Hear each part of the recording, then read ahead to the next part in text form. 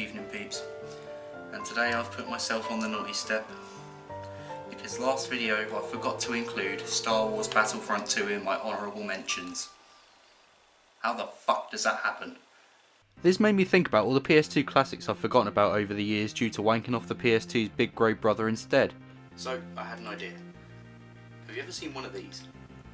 The mini consoles. I love these things. A tiny retro console featuring some of the most defining titles of the generation they represent. And there was also a PS1 mini.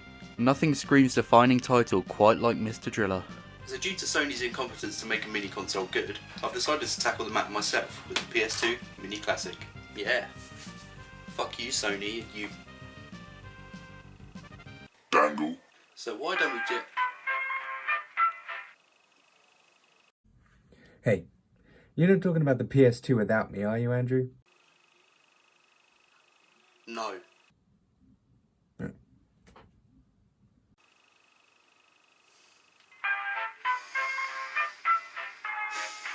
Okay, you can be in the video. What's going on, everyone? I'm Jay, and I freaking love the PS2. It's the best-selling console of all time, and literally everybody knows about it.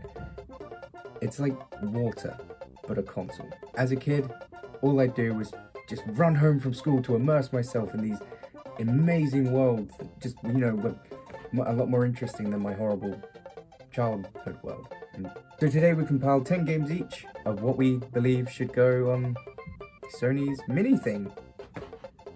Firstly, we went by a few rules here.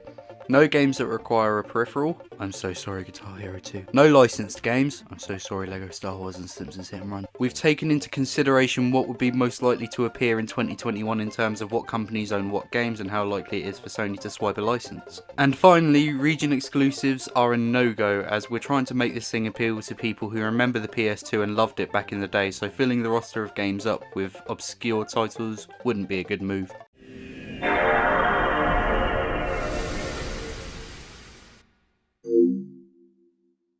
Now, it is a really good idea that we're kicking off with this because I could talk about this freaking game series all day.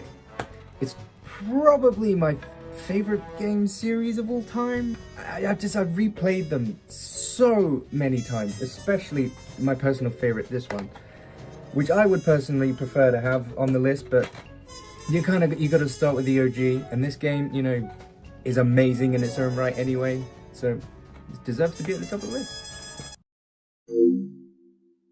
Ratchet & Clank is next, and this is Insomniac's first venture after Spyro on the PS1. The game is loved by so many and is probably the most iconic PS2 game franchise out there, so we had to pick the first game that kicked off a great series of shooter platformers.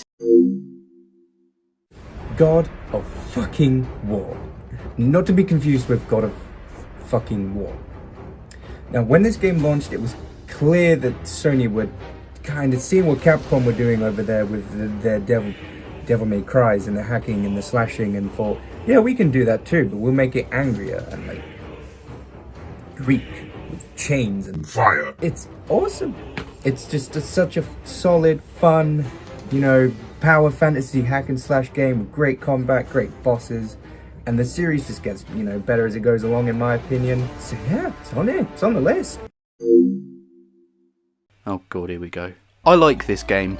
Why do you think the angry mob still hasn't left? I don't think Wrath of Cortex is great, but it's okay enough, and I know that many people do love it and remember it fondly, so we had to put it here. I just think this thing needed crush representation after the PS1 classic shat its own brain out, flushed it, and didn't include the orange bastard on it. It's okay enough as a platformer, it's harmless. There are issues, but we can look past them and shut our brains off and just enjoy it for what it is. How is this not a PS3 game? Shadow of the Colossus, created by Team Ico, second in their series which ended with The Last Guardian, which is... This game is just something really special. I personally only ever played the PS4 enhanced remaster thingy. It's just, that world is just so haunting and atmospheric, and the combat, obviously taking down the monsters, is so great. It's just, this game, I mean, the PS2 version looks insane anyway. I can't believe that freaking runs on my PS2, like, that's insane. It's just, sometimes a game comes out and it's really special, and this game is one of them, and that's why it's on this list. I'm not a racing game guy at all, but I do know this is a popular PlayStation exclusive franchise, and to have variety that appeals to everyone, I thought Gran Turismo 3 would do the job. That's all I've got to say. How did a game with the title Canis Canem Edit even sell? Like, seriously. Because you can't call a game bully in the UK. It's just not allowed. So Rockstar took their Grand Theft Auto system and put it in a teenage schoolboy environment. No wonder people were angry. But this game just stinks of charm. It seriously does, beneath the controversy of, being able to peg slingshots at children and things. It's just so fun. The characters are so memorable. The gameplay is fun, as I said like 20 times. Like, seriously, this game's good. So good. That's why it's on this list. Grand Theft Auto as a teenager, skateboarding, it's great. I'm not an RPG guy at all, but what I do know is that the Final Fantasy VII Remake is fucking mint, and people liked Final Fantasy X2, so that can go here. So, after the huge brains at Naughty Dog were done with their little orange marsupial, where do you go next? Bigger and better.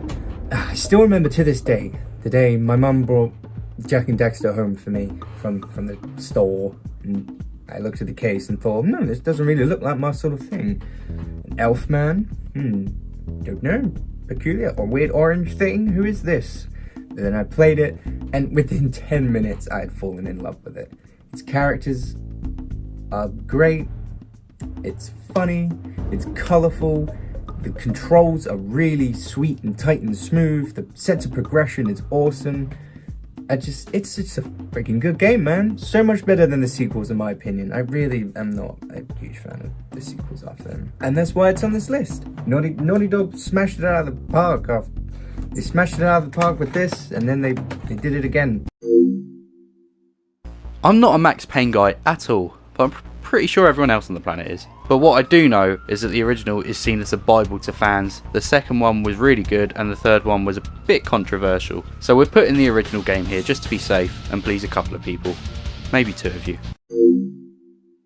Now this is a weird one, isn't it? How this even is real is beyond me.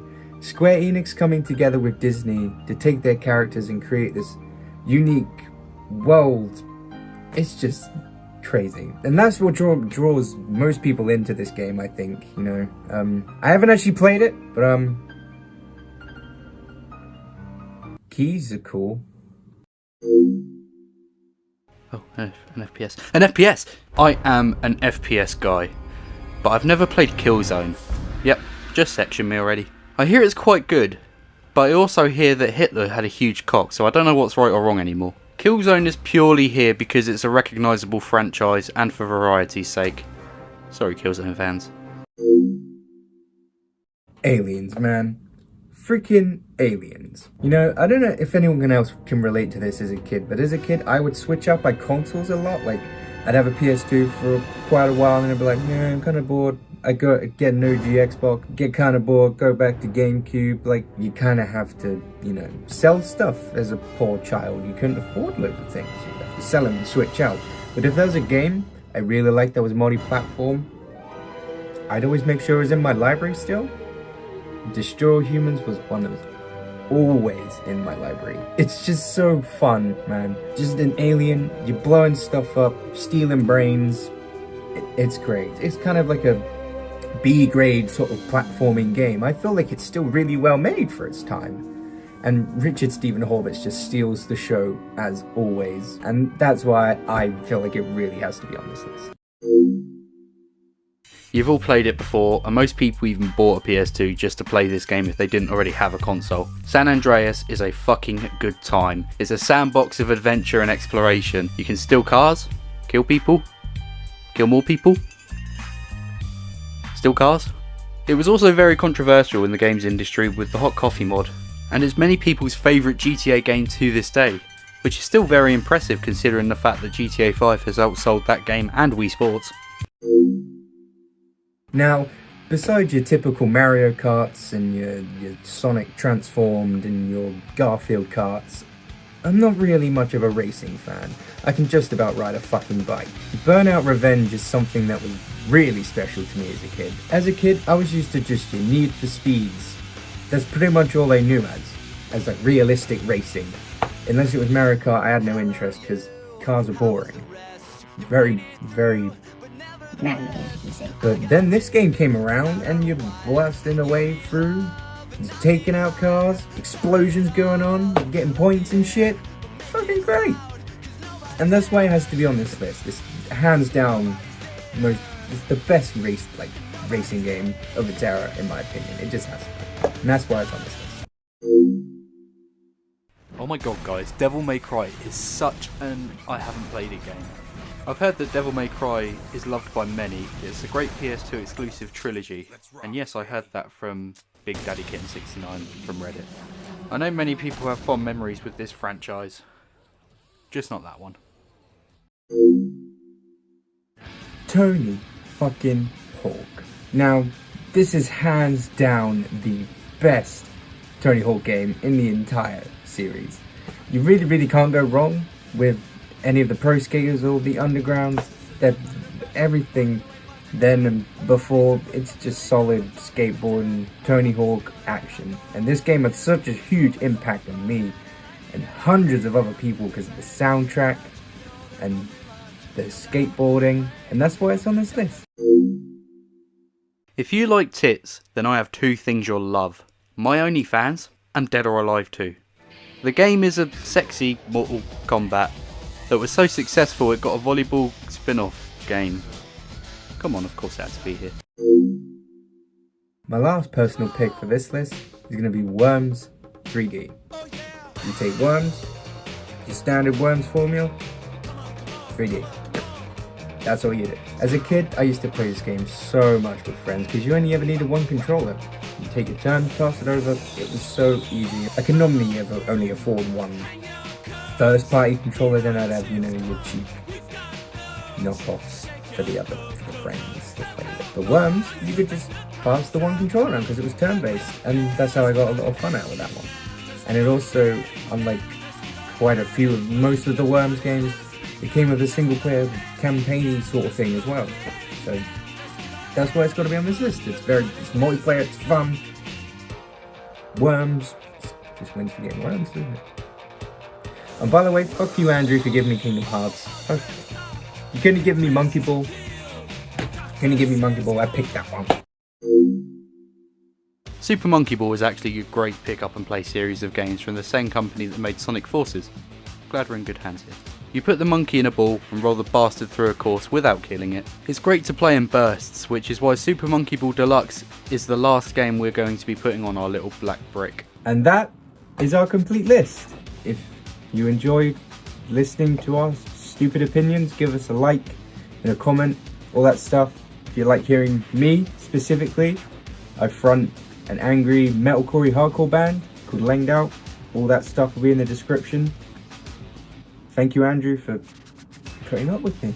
So last few details now, we're going to price it around £120 to £150 because that just seems right. We're going to base it off the old black big fat model of the PS2. It's going to include two DualShock 2 controllers and you won't be getting one for Christmas because it doesn't exist. Thank you very much for watching, and until next time, take care, stay safe and enjoy life.